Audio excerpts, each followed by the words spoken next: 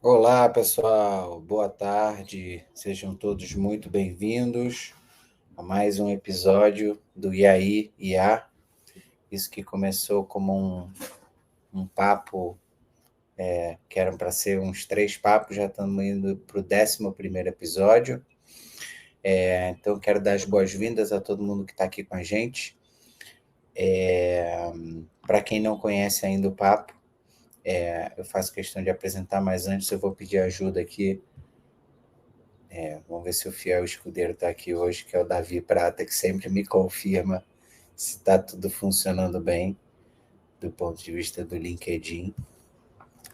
Deixa eu ver aqui, pessoal, um segundinho. Enquanto isso o pessoal vai entrando, eu acho que está tudo ok. Tá ok. Estou me ouvindo falar aqui, então tá tudo ok.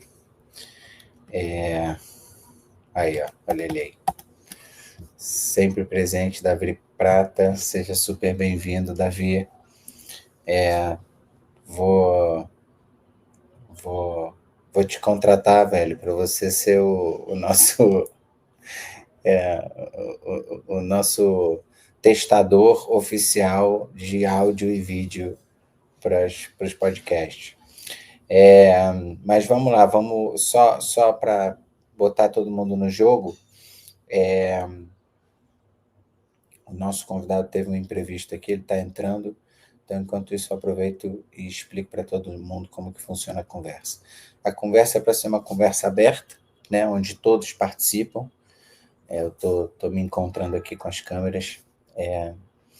Então, onde todos participam. Então, a ideia é que a audiência não é mera espectadora, é que a audiência participe. Então, eu sempre digo que o podcast ele é menos sobre verdades absolutas e muito mais sobre inconclusões. Ou seja, que a gente possa trazer assuntos importantes para a mesa e que eles possam ser discutidos de maneira aberta, de maneira transparente, ou seja, em prol de produzir o maior conhecimento possível. Então, nesse sentido, a audiência é super e mais que convidada para estar para estar participando com a gente. R$ 3. Boa, Davi, está contratado. Está contratado. E aqui o patrão ficou maluco, então aqui é todinho liberado. Aqui é loucura, todinho liberado. Então, vamos lá. Então, no papo hoje, eu vou trazer aqui com a gente um cara que eu conheci através do LinkedIn. Na realidade, depois eu fui ver vendo o perfil dele que a gente cursou a mesma faculdade, mas obviamente em épocas diferentes. Então, quero dar as super boas-vindas aqui para o Alexandre. Seja super bem-vindo, Alexandre, Fala, ao Adriano, tudo IAIA. bem? Boa tarde, pessoal. Desculpa a demora aí, tava numa outra aqui, acabou atrasando um pouquinho, cara. Nada, Estamos zero aqui. problema. Foi bom que desenvolveu minha arte aqui de enrolar a Improviso. galera, então Uhum. funcionou super bem. Boa, foi de Então, propósito. nada. Então, seja super bem-vindo.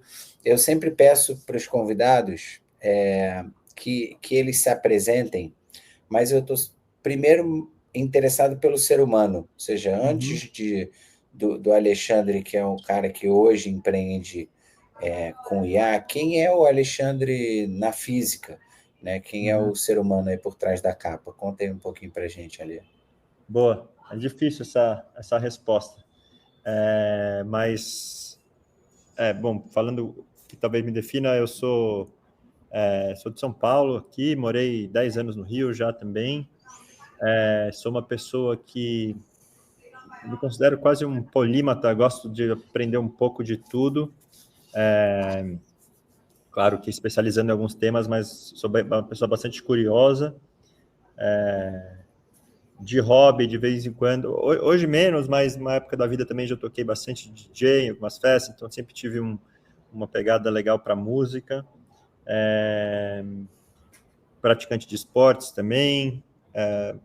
Então acho que sempre gostei de fazer um pouco de tudo, sabe? Acho que nunca gostei de ficar muito parado assim, seja no trabalho, seja na vida pessoal. como diria Einstein, para estar em equilíbrio tem que estar em movimento, né? Então... Exatamente. Tem que estar em movimento. E, bom, e isso não dá para dizer que não teve na tua vida. Eu dei uma olhada lá no perfil, e você tem a Pedala, eu acho que foi a sua primeira startup. Conta aí um pouquinho para a gente, conta um pouquinho desse lado agora mais profissional. Como é que a gente chega no Alexandre que está aqui hoje empreendendo com a Zaya? Boa. Cara, minha primeira experiência com empreendedorismo, na verdade, antes da Pedala, foi na empresa júnior da faculdade. Eu sou engenheiro de produção pela PUC-Rio. E lá tinha uma empresa júnior que a gente fazia consultoria para outras empresas. Ainda existe hoje lá, deve ter uns 30 anos já a empresa. E nem sabia direito o que era empreendedorismo, eu fui ver lá, né? Porque a gente atendia vários empreendedores, fui entender o que era modelo de negócio, etc. Diria que foi talvez as coisas que eu mais gostei de aprender na faculdade, foi o que é empreender. Aí eu fui trabalhar durante 2 anos na Ernst Young, vi que de fato não era aquilo que eu gostava de fazer, né? Eu não gostava só de fazer planejamento, gostava de colocar a mão na massa, né? E aí em 2015 eu saí para abrir minha primeira startup, que chamava Pedala. Basicamente a gente pegou ideias que já estavam acontecendo na Europa, de empresas que faziam entrega usando bicicleta, ao invés de usar moto e carros, e a gente trouxe para o Brasil. E tinha uma empresa também em São Paulo, de uns amigos nossos que estavam fazendo algo parecido, a gente se juntou com eles, chamava Correiros, a gente se juntou a eles, e aí abriu a Pedala. E foi bem bacana a experiência. Naquela época, era 2015, faz uns 10 anos atrás, né?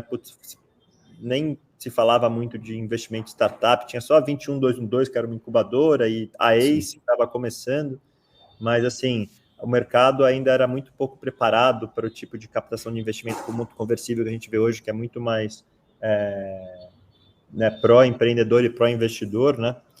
Então, enfim, foi uma empresa que eu trabalhei durante 5 anos como fundador e CEO. Passamos por tudo lá, chegamos a ter mais de 100 ciclistas CLTs, aí depois, em 2018, com a reforma trabalhista, mudamos todo mundo para PJ, começamos entregando para todo tipo de cliente, depois ficamos só em e-commerce, então passamos por tudo. A gente ficou bootstrap até 3 anos, depois que a gente foi ver o que era captação e não sei o quê. E, enfim, aí 5 anos depois a gente acabou vendendo para Americanas, 100% a empresa. Então foi uma experiência bem legal, assim, do começo ao fim do ciclo de uma startup, que me deu bastante bagagem para saber que, puta, beleza, o que eu gosto de fazer é empreender mesmo, sabe? E aí, bom, na Americanas, depois que a gente vendeu, durante um tempo eu toquei uma área lá que chamava AmiFlash, que é tipo a Rappi da Americanas e tal, foi legal. Tinha 30 mil entregadores, 400 cidades, foi bem legal o projeto. Mas eu queria sair um pouco dessa área de logística e ir mais para a área de inovação.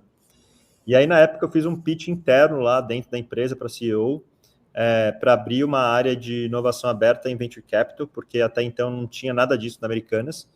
E eu, quando eu estava na Pedala, eu tive que falar 8 vezes com vários canais diferentes até conseguir ter eles como clientes, né? Porque antes da Americanas comprar a Pedala, ela era nossa cliente. Então, o contato foi muito difícil, porque normalmente as empresas grandes não têm portas abertas, e naquela época tinha menos ainda. E eu falei, cara, vamos abrir uma área aqui de inovação aberta, de Venture Capital, a gente se relaciona com várias startups, a gente investe em algumas startups que fizerem mais sentido. Eles toparam o desafio, e aí eu abri essa área de Venture Capital lá dentro, que foi bem bacana. Eu toquei durante 2 anos a área. A gente analisou mais de 400 startups, fez mais de 40 POCs e rollouts lá dentro, de todo tipo que é negócio, você pode imaginar, assim, desde empresa de Israel, dos Estados Unidos, do Brasil, ia desde fazenda vertical dentro da cidade até nota no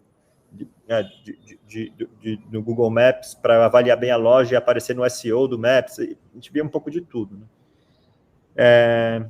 E aí, depois de 3 anos, quando estava terminando minha fase de earnout lá dentro, eu já sabia que queria voltar a empreender, e foi bem na época do ChatGPT, né? Eu tinha lido um livro chamado AI Superpowers, do Kai-Fu Lee. Não sei, já ouviu falar desse livro? Já leu? Livraço, assim, o Kai-Fu Lee é uma ótima referência. Né, foi CEO do Google na China, hoje tem um dos maiores fundos de AI lá. E ele escreveu esse livro chamado AI Superpowers. Eu li em julho de 2022.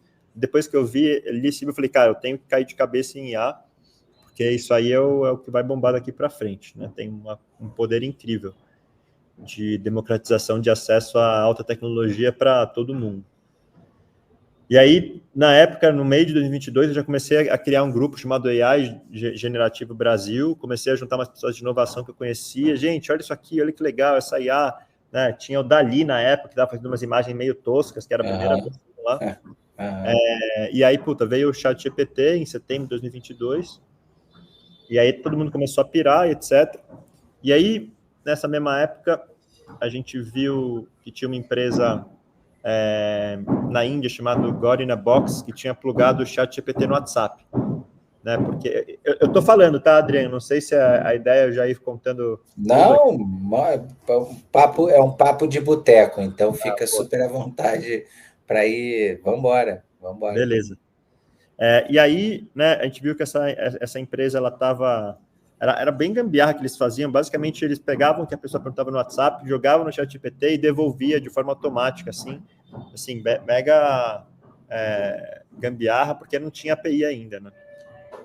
A gente começou a testar e ver esse negócio, e aí, quando foi em janeiro, o ChatGPT ele lançou a API deles. Ele falou, puta, que legal, vamos plugar aqui no número do WhatsApp no Brasil e ver se a galera usa, né? E aí a gente plugou, juntou com mais um cara, eu e meu sócio Thiago, a gente se juntou junto com um cara de tecnologia também. A gente plugou o ChatGPT no WhatsApp, deu o nome de Zap GPT na época. A gente entregou numa sexta-feira à noite para grupos, assim, Friends and Family, para umas 50 pessoas. No sábado, a gente acordou, já tinham 500 pessoas usando, só no boca a boca, que um divulgou um número de WhatsApp aqui, fala aqui e tal. O ChatGPT era difícil de você ter acesso, né? Não tinha aplicativo, só tinha acesso no site, o site caía direto. Então, foi uma facilidade muito grande, a API não caía. E aí, no domingo, eu tinha 5.000 pessoas usando, o negócio começou a viralizar, assim, no boca a boca. E aí, começou a viralizar a nossa conta do cartão também, né? Porque o ChatGPT era 3.0 na época, era super caro, e a própria Meta, ela cobrava não só mensagem proativa, como mensagem reativa também, né, na API oficial. Então, era 35 centavos a cada primeira mensagem, janela de 24 horas, né? E aí começou a ficar bem cara a brincadeira, a gente falou assim, cara, vamos fazer o seguinte, a gente dá 10 mensagens de graça por mês, se a pessoa quiser mais que isso, ela paga R$29,90. Vamos ver se vira? Beleza, colocamos lá, e a gente viu que mais ou menos 1% das pessoas pagavam. E aí a gente fez um cálculo de quanto a gente gastava com a Meta e o ChatGPT, considerando que 1% das pessoas pagariam por aquilo, falou, putz, beleza, né, o LTV sobre o CAC é praticamente zero, um LTV aqui é legal, porque a gente está tendo pouco churn, que a galera realmente está gostando, vamos transformar isso num negócio. Né? Aí eu saí da Americanas, a gente abriu o CNPJ e criou a Zap GPT na época. Né? E aí, nesse modelo de negócio de plugar o ChatGPT no WhatsApp, a gente chegou a ter mais de 500.000 pessoas usando em 4, 5 meses, assim. Né? Porque daí, a gente saiu na Infomoney, Exame, Tech Radar, Gizmodo, saiu em tudo que é notícia, porque você sai em duas principais, as outras começam a copiar. Sim, né? sim. Então a gente saiu em tudo que é possível, assim, e nas notícias já dava um número lá, era um número de WhatsApp que você podia ligar e falar. Então foi bem legal. Só que aí, um tempinho depois, o Zuckerberg anunciou que em breve eles lançariam a própria AI deles e ia plugar no próprio WhatsApp, né? E aí a gente já sacando isso, beleza, daqui a 3, 6 meses, eu não sei lá quando a Meta vai lançar dela, já temos que começar a pivotar isso aqui, porque não vai durar muito tempo esse modelo de negócio. Né? E o próprio ChatGPT já tinha lançado o aplicativo deles, etc. A gente começou a ter um pouco mais de churn. E a gente começou a estudar para que a galera usava, né? A gente viu que tinha 2 perfis principais. Um era estudante, outro era pessoas que usavam para trabalhar. E aí, pessoas que usavam para trabalhar era basicamente para todo tipo de caso de uso. Né? Estudante era um caso de uso de estudo. E aí, à primeira vista, a gente pensa, beleza, então vamos criar uma IA para estudo que a gente viu que tem muito uso, né? Só que se a gente fosse pegar a galera que realmente pagava para usar, os estudantes eram os que menos pagavam, né? Já as pessoas que trabalhavam no mercado profissional eram os que mais pagavam, representava a grande maioria. E eles, estudando mais ainda os casos de uso dessa galera, a gente viu que eles queriam usar principalmente para suporte ao cliente e vendas. E aí, nessa mesma época, no meio de 2023, a McKinsey lançou um report falando quais os principais casos de uso da IA generativa, quais as áreas que vão ser mais impactadas. E aí tinham 5 áreas principais, que era vendas, marketing, atendimento ao cliente, produto e desenvolvimento e tecnologia. E aí essas áreas representavam 85% de todo o impacto que a IA generativa ia causar. E se fosse pegar só a área de venda, suporte e marketing, representava $1 trilhão por ano que ia ganhar de produtividade com IA generativa. Tanto que acho que a McKinsey acertou muito bem isso, porque cada vez mais aparecem startups voltadas para isso, né? Porque, no fundo, o que a IA generativa faz? Ela permite que a IA conversa de linguagem natural, né? E os casos que você dá suporte no primeiro nível de atendimento, que você faz um SDR ali naquele primeiro nível de atendimento, normalmente não são conversas complexas, né? Então faz um mega sentido você usar IA para isso. E aí a gente pivotou, criou a Zaya, que é uma plataforma que permite que você crie seu próprio agente, principalmente usado para esse caso de uso de suporte e vendas. E estamos aqui hoje. Boa, boa. Eu fiquei curioso com uma coisa, que é o seguinte, não fosse suficiente essa vida animada, nosso amigo é MIT Under 35. Isso aconteceu em que momento? Pré-pedala, pós-pedala? Foi em que momento? Boa, foi pós-pedala, né? O prêmio foi considerando minha história na pedala e minha história na Zap GPT na época, nem te chamava Zaya ainda. Então, considerando tanto essa parte de sustentabilidade, pegada social, né? A gente foi do zero, chegou a 2 milhões de entregas só usando bike e carros elétricos, etc.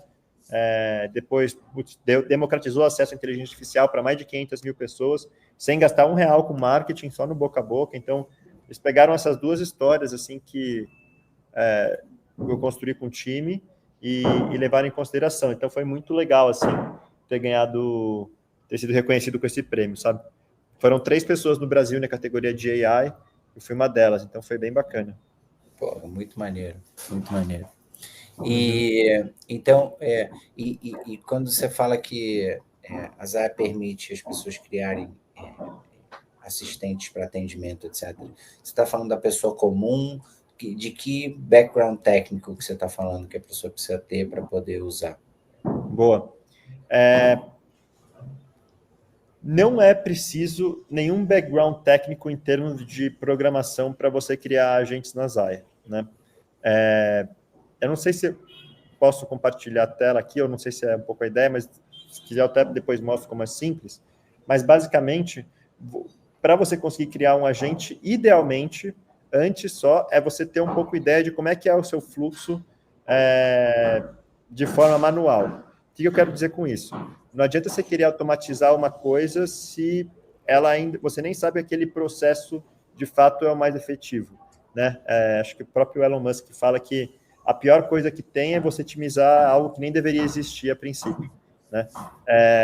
Então, é importante você ter pelo menos desenhado, seja mentalmente, seja enfim, num Miro ou em algum tipo de fluxo, como é que é o processo ideal, seja o processo de venda, se tem algum playbook, alguma coisa, para depois que você tem esse processo ideal que você criou, você ir criar a IA, né? Porque daí facilita muito. Basicamente, você cria um fluxozinho ali, parecido com um N8N, Make, etc., mas a forma mais simples para criar. Inclusive, a gente tem assistentes de IA dentro da plataforma que ajudam a criar. E é mega simples você plugar no WhatsApp, né? Você pode plugar por QR Code, você pode plugar com API oficial, a gente já está conectado direto lá, você pode plugar no Instagram, etc. E aí, uma coisa legal é que tem 2 tipos de modelos de IA, né? O primeiro são agentes de IA assistentes, que foi a primeira onda.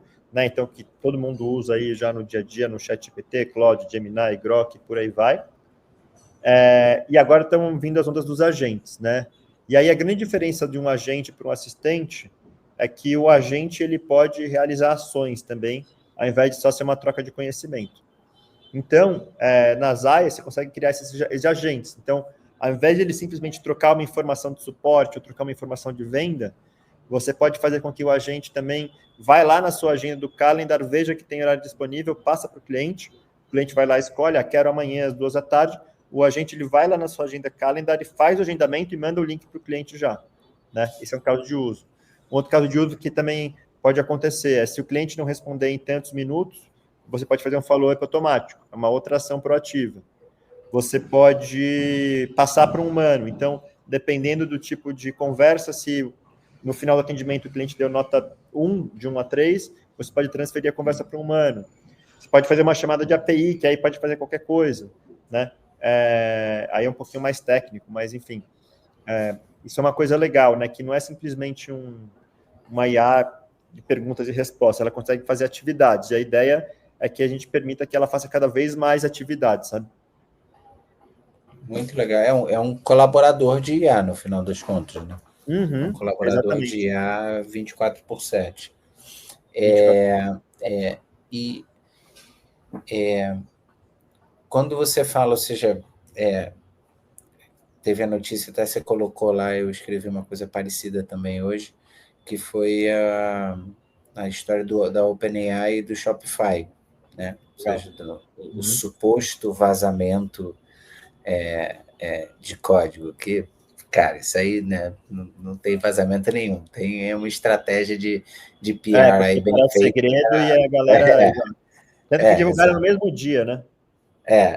Então, enfim, supostamente o que o código indica é um processo de relação das plataformas de e-commerce diretamente com um agente de IA, né? Então, eu acho que precisa, para que esses agentes sejam de fato efetivos hoje em dia, né, não só nos softwares que estão dentro do nosso domínio, mas com o mundo de uma forma geral, essas plataformas precisam estar prontas para interagir com a gente, né? Uhum. Então, o que eu acho que é interessante no movimento com a Shopify é que, de fato, cria um movimento, né? E aí, automaticamente, a Amazon começa a se adequar, todas as outras começam a se adequar e pronto. Você tem um novo canal disponível. Como é que você enxerga essa dinâmica aí? Eu enxergo assim, que, no fundo, os e-commerce em geral vão se plugar, né, nessas principais tipos de plataforma. Assim como você tem uma Shopify no Google Shopping, você vai ter uma Shopify dentro do ChatGPT, né? Você vai ter uma Shopify dentro do Claude, do Grok, por aí vai. E para esses canais de distribuição é ótimo também que eles, acredito que ganham por clique, semelhante ao que o Google ganha, né?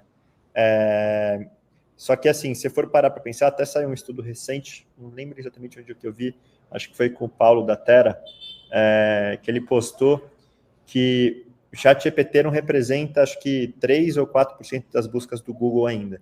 Apesar de ser relevante, né, tem muita gente, milhões de pessoas por dia, o Google é bilhão praticamente, né? Então, o impacto ainda é pequeno. Mas a questão é que é um novo canal e é um canal que vai ser cada vez mais usado, né? E aí a gente está falando do ChatGPT, mas acho que dá para falar de todos esses assistentes e dá para falar também, né? Não vai demorar muito para Alexa integrar o Claude dentro delas, né? Já tem algumas skills e só falar que ela falou aqui. Enfim, clássico, né?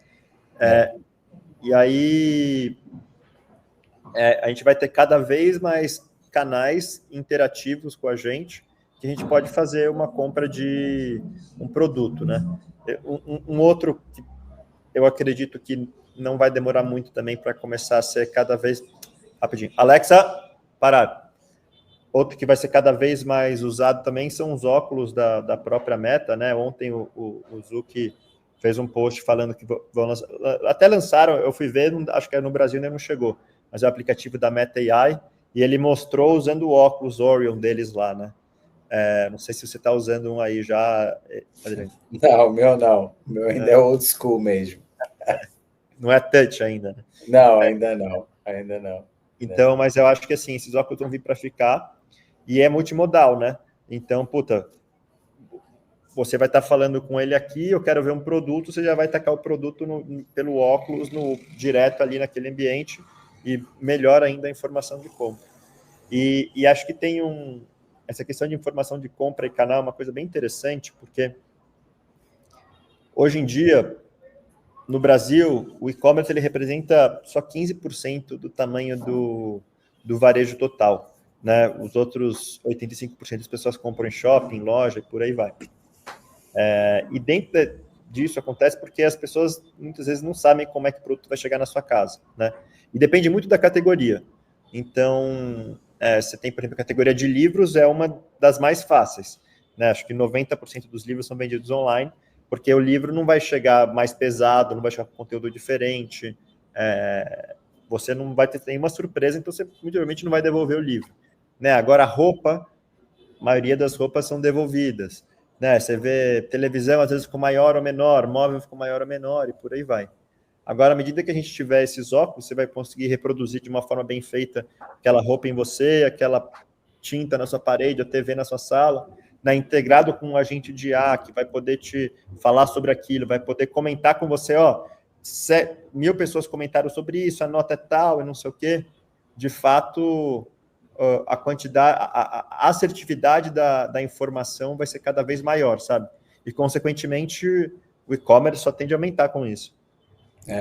Não, e eu acho que aproxima também, a partir do momento que você transforma o processo de compra num processo conversacional, você aproxima muita gente do mercado. Porque tem um monte de gente que, eventualmente, tem um monte de senhores e senhoras de 90 a mais que adorariam a comodidade de comprar online, mas que simplesmente não interagem. Não interagem com as plataformas. Então, a partir do momento que você transforma isso num ato conversacional, a adoção fica, de fato, muito diferenciada. Exato. Acho que para as pessoas com dificuldade de enxergar, né? Exato. Então,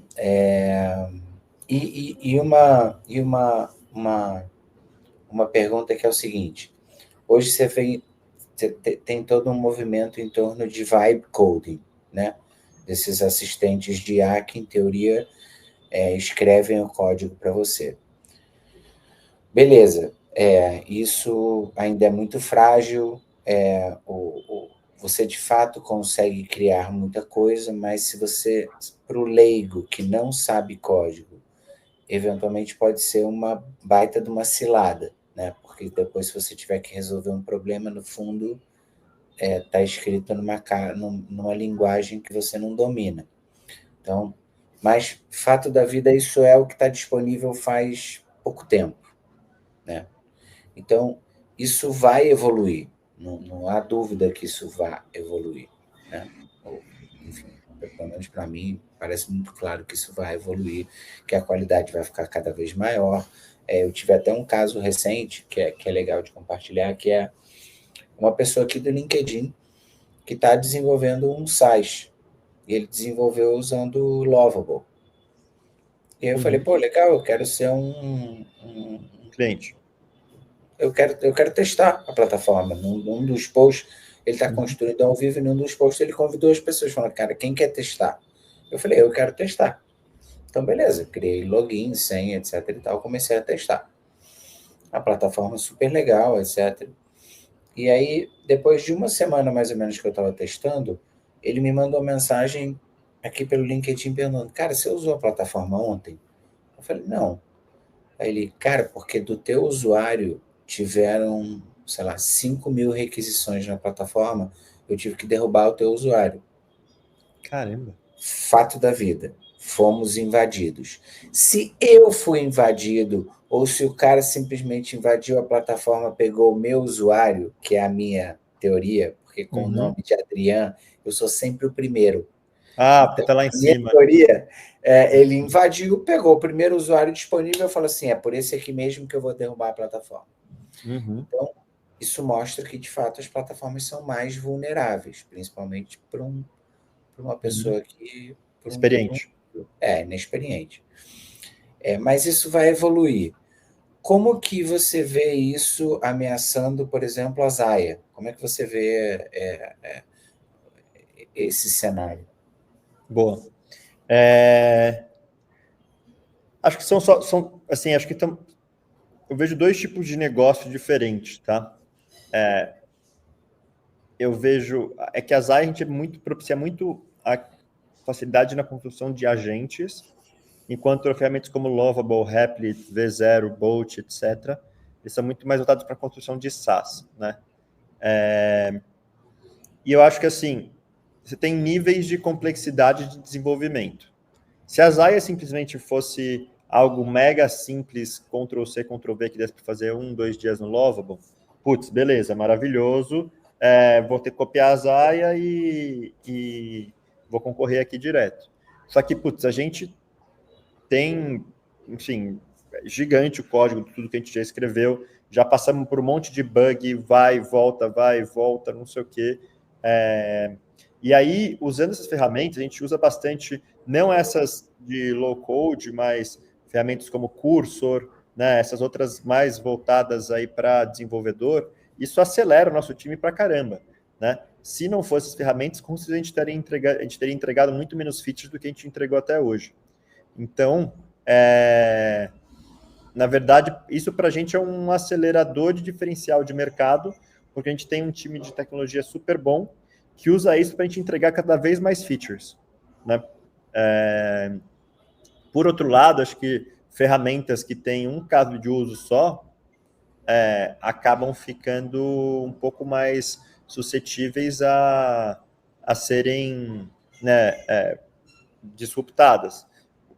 Então, por exemplo, você tem uma ferramenta que é unicamente um CRM. Bom, CRM você faz em uma semana ou menos no Lovable para você, né? E assim, na minha visão, eu fico um pouco pé atrás sobre o próprio modelo de assinatura de SaaS. Eu acredito assim que o futuro vai ser cada vez mais open source, em que as empresas elas vão liberar um modelo gratuito delas ali para você baixar, que nem o N8N faz, etc. Aí, se quiser suporte ou atendimento ou features premium, você vai ter enfim, a própria plataforma. Só que, como vai ser cada vez mais fácil para você construir um SaaS,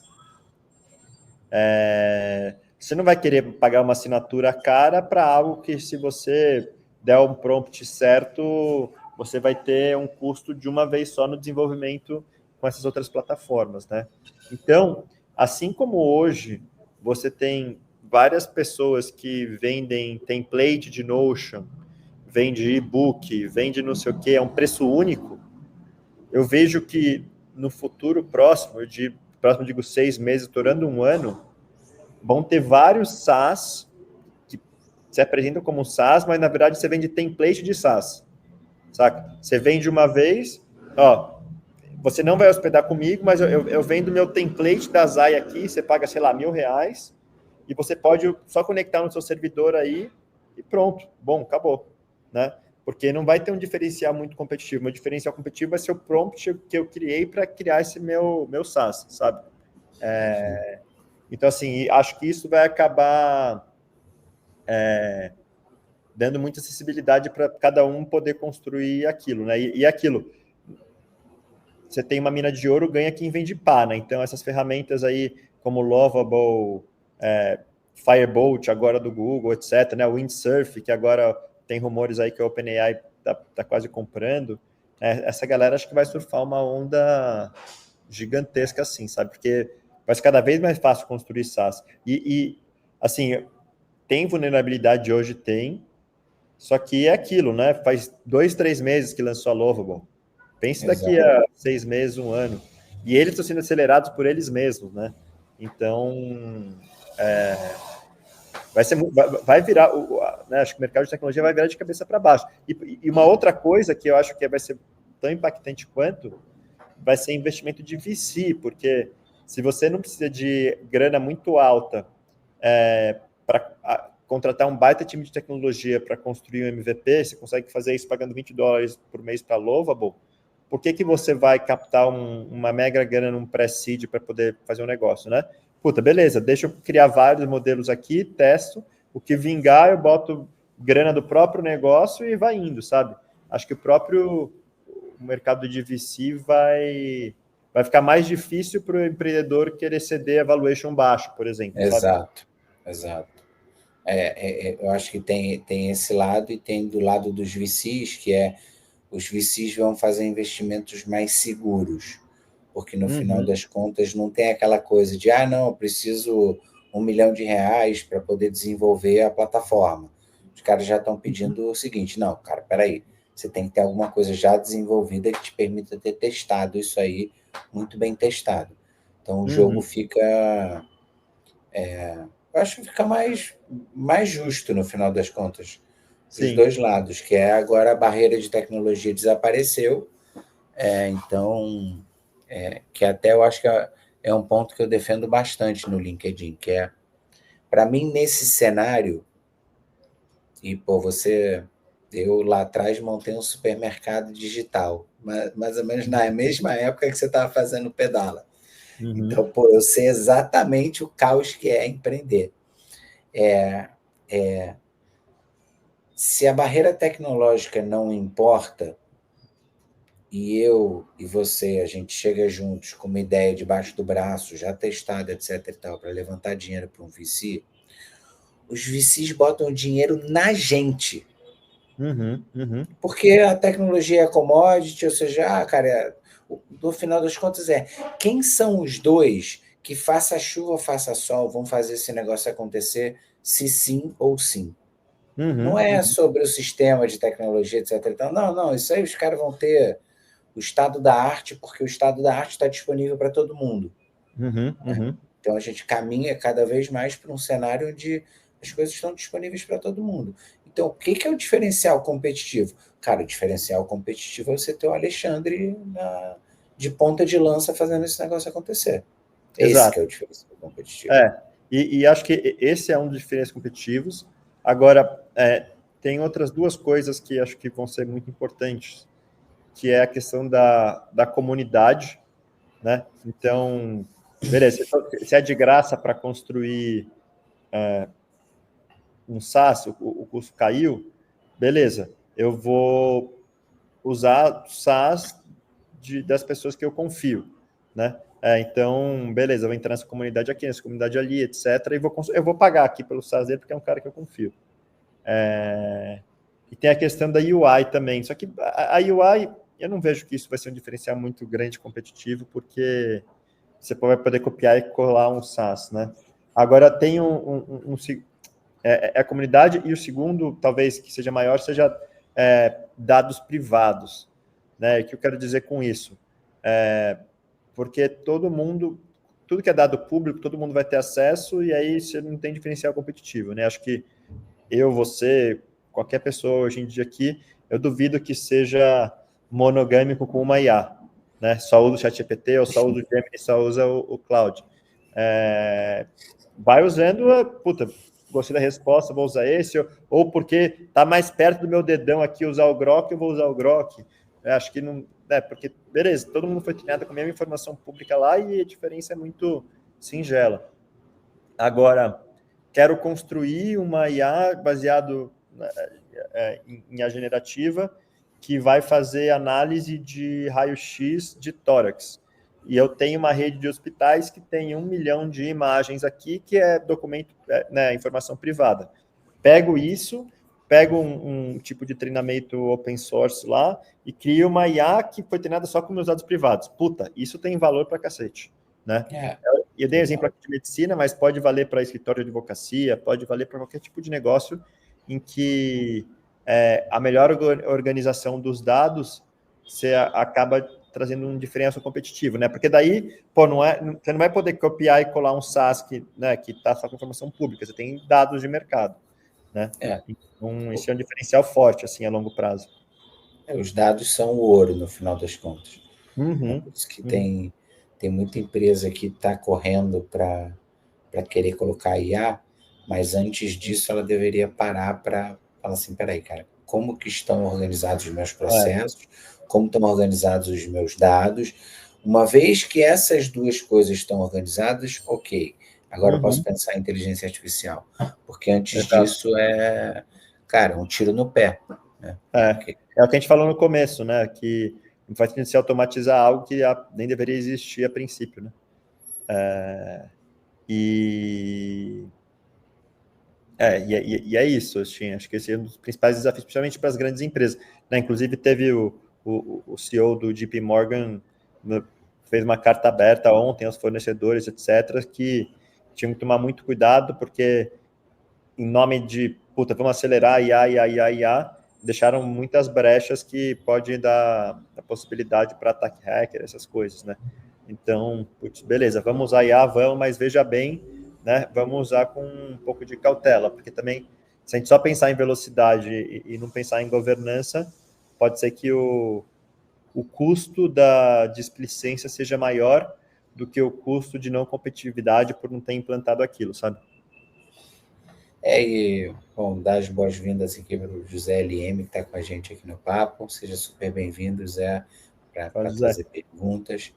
E uma coisa que eu sempre gosto de trazer nessas discussões é a escala de tempo.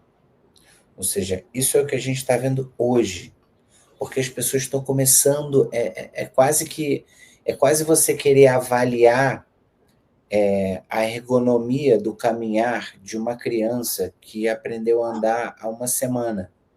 Você vai olhar e você fala, cara, parece um orangotango se locomovendo pela casa, porque ele está descobrindo como que é. Né? Então, eu nem me preocupo muito de... tá tudo uma zona hoje. Tá, mas as pessoas estão usando? Porque se as pessoas estão usando, é bom sinal, porque as pessoas vão entender para que serve, para que não serve, qual o tipo de problema que traz, como que eu tenho que organizar um processo para que funcione bem com inteligência artificial. Então, enquanto está sendo usado com esse propósito, por mais que seja de forma... eu vou usar o termo displicente, mas não é displicente, porque no final das contas são adultos usando. Né? Então, não é... Eu não consigo imaginar que o diretor financeiro de uma grande empresa vai pegar e vai achar ok pegar e colocar dados sigilosos no ChatGPT. Eu acho que o cara tem bom senso para isso. Então, o uso displicente é no sentido de, cara, mais de experimentação do que de tenho certeza para que eu vou usar. Isso eu sou super favorável, porque eu acho que é uma fase, no final das contas. É uma fase que daqui a pouco vai se aprumar, entendeu? Mas que a gente tem que passar, não tem jeito. Sim. Acho que faz parte, acho que toda disrupção gera um certo atrito, né? Porque, você não está preparado, porque as leis sempre vêm depois da inovação. Se for antes, ela ia matar ela, né? Então, enfim, é uma linha tênue, não tem muito preto no branco. Tipo, temos que colocar ou não temos que colocar. Por isso que acaba dando também vantagem para as startups, né? O OpenAI não tinha nada a perder de botar no ar o ChatGPT. Agora, o Google, se colocasse, tinha muito mais a perder, né? Então, não é à toa que dá margem para os incumbentes, sabe? Claro. Não, e eu acho que tem um baita de um desafio que e as organizações não estão acostumadas com isso, o mundo, na realidade, não está acostumado com isso, que é o grau de empoderamento tecnológico do usuário comum, da pessoa comum, está muito mais alto hoje em dia. Então, tem coisas que o Alexandre consegue fazer hoje que há 2 anos atrás seria impensável que ele tivesse esse poder na mão, no celular. Então, como que você faz isso numa organização que tem 5 mil colaboradores? Cara, ferrou. Uhum.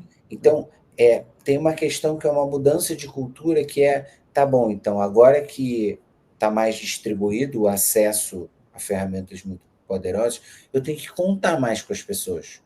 Eu tenho que Uhum. trazer. Em vez de eu querer exercer o controle, porque é impossível, são 5 mil colaboradores, então, em vez de exercer o controle, eu tenho que trazer essa galera para perto. Falar assim, olha, cara, agora que vocês estão todos poderosos, tem que tomar cuidado com isso, tem que tomar cuidado com aquilo. E Então, como é que você usa esse poder em prol da empresa, isso, né? isso, Uhum. isso. Então, Que não adianta ser todo mundo ter uma Ferrari no dia seguinte que ninguém sabe dirigir, né? E acho que isso né, até um dos caminhos deveria ser algo do tipo, eu não sei se já tem empresários fazendo isso, mas que deu uma ideia agora aqui que, beleza, eu sou uma empresa de 5 mil pessoas, vou liberar aqui o acesso ao chat GPT para todo mundo, né? Já ticado ali que eu não quero que esses dados sejam usados para treinamento, mas eu vou usar um System Prompt aqui, que eu quero que todas as interações que as pessoas tenham com o chat GPT levem sempre em consideração a maximização da receita e o atingimento da nossa missão, que é a missão XPTO, né? Então, pode ser que ajude a fazer todo mundo caminhar para mesma direção, sabe? Isso pode ser uma coisa interessante também. Que no fundo nada mais é do que o CEO tá presente ali, né, em todos os momentos ali em formato de prompt. em formato de prompt, exatamente. De prompt. Cara, muito legal. Cara, assim, tem tanta aplicação, cara, tanto uso, Uhum. que, enfim, eu sempre digo que o playground está cheio de brinquedo novo. Quem quer tá brincando, quem não quer. Uhum. Qual que você tem Legal. usado mais hoje em dia? Cara, eu uso muito ChatGPT e eu uso Claude também. O Claude também. Quando eu quero resolver os problemas que surgem através do vibe coding, eu uso Uhum. muito o Claude. É o que eu uso 3.7 tá mais. bom para isso, né? Eu uso bastante. Dá uma olhada depois no Google AI Studio, cara, tá bem poderoso também.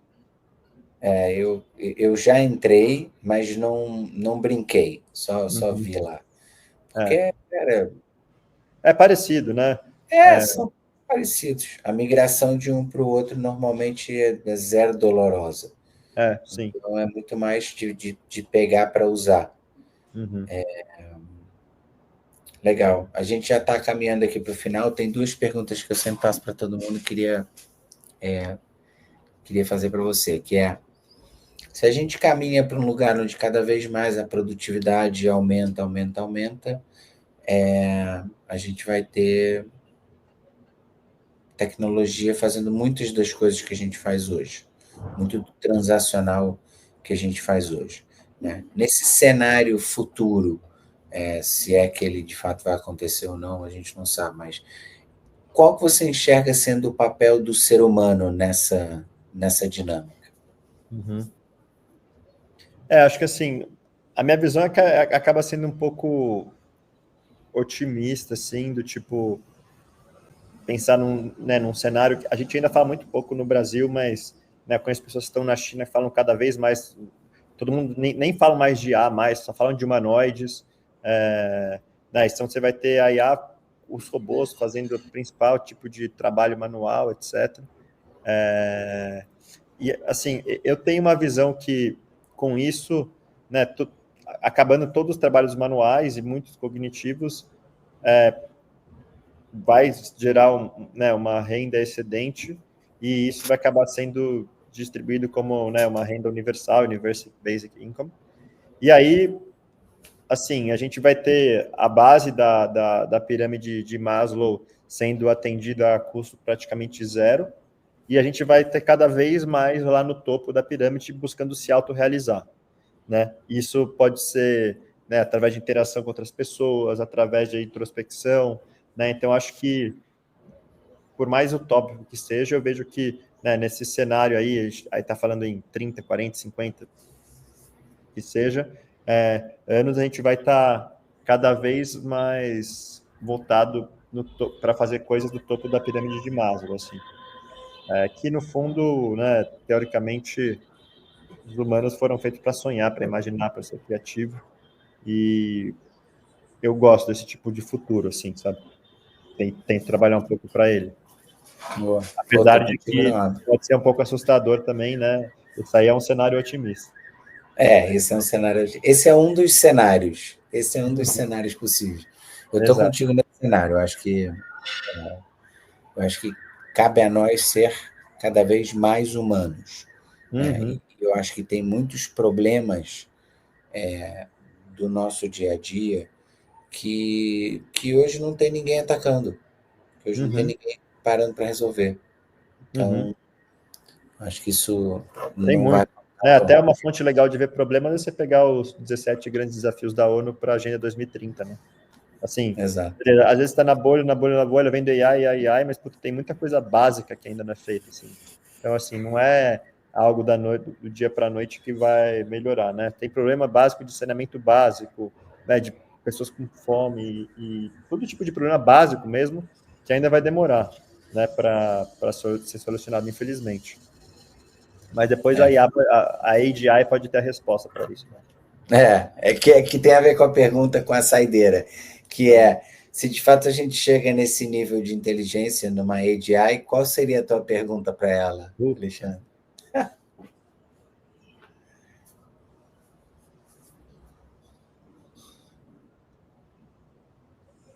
acho que eu ia perguntar para ela por que a resposta para todas as perguntas do universo é 42. Tem isso? É, tem É. no livro Mochileiro, o Mochileiro Guia das das Galáxias. Galáxias. Aham. Enfim, a ideia é que ele vai sempre perguntando para a IA qual que é a principal pergunta, qual é a resposta do sentido da vida, né, e do universo em si, etc. E ele vai aumentando, aumentando, aumentando, e aí chega no ápice, a resposta dela é 42.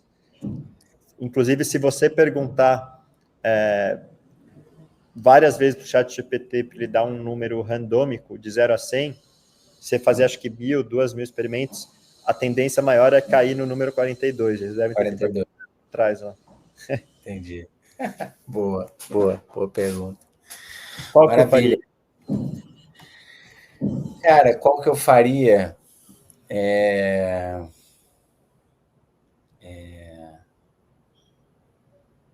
Acho que eu perguntaria o que que acontece depois que a gente morre. Isso é uma boa também.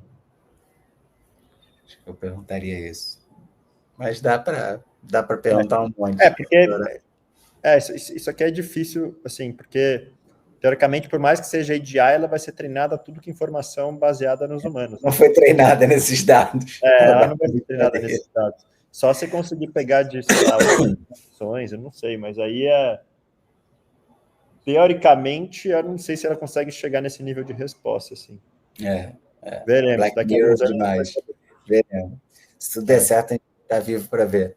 exato. Bom, Alexandre, maravilha, super obrigado pelo papo. Foi um prazer ter você aqui com a gente. Agradecer também a todo mundo que participou. O Davi Prata, o José LM, Ricardo Infante, enfim, teve um pessoal de casa com a gente. Te deixo aqui as palavras para você se despedir aqui do pessoal. Eu que agradeço o convite, Adriano, obrigado aí pelas provocações, muito, muito alto nível a conversa aqui. Bom, e para a galera que está ouvindo aí, acho que uma coisa que eu sempre falo é coloca a mão na massa, né? Falamos de Lovable, falamos de Isaiah, falamos de várias ferramentas aqui. É muito legal na teoria, mas nada se compara à prática e tentar montar o seu SaaS, criar o seu agente, né? É cada vez mais fácil para fazer isso, mas vamos sair da teoria e botar a mão na massa, seja 10 minutos por dia, 1 hora por dia, né? Separa um tempinho para ir brincando todo dia que você vai ver que você vai crescer exponencialmente, assim. Amém. Amém. Que assim É seja. o que eu tento todo dia lá no LinkedIn, convencer as pessoas exatamente nessa etapa. Alexandre, Uhum. tô feliz aí de você reforçar isso também. Para quem não segue, Alexandre, super recomendo que siga. Ele está sempre Valeu. com conteúdos interessantes, o que tem de mais novo em IA sempre está na página dele. E eu peço desculpas aí para o Davi Prata de não conhecer a história do número 42, eu vou me informar mais, Davi. É bem legal o livro, dá uma olhada lá. Aqui, ó. Tá bom. Maravilha, gente. Obrigado. Valeu. Boa Valeu, tarde, gente. pessoal. Tchau, tchau. Boa tarde.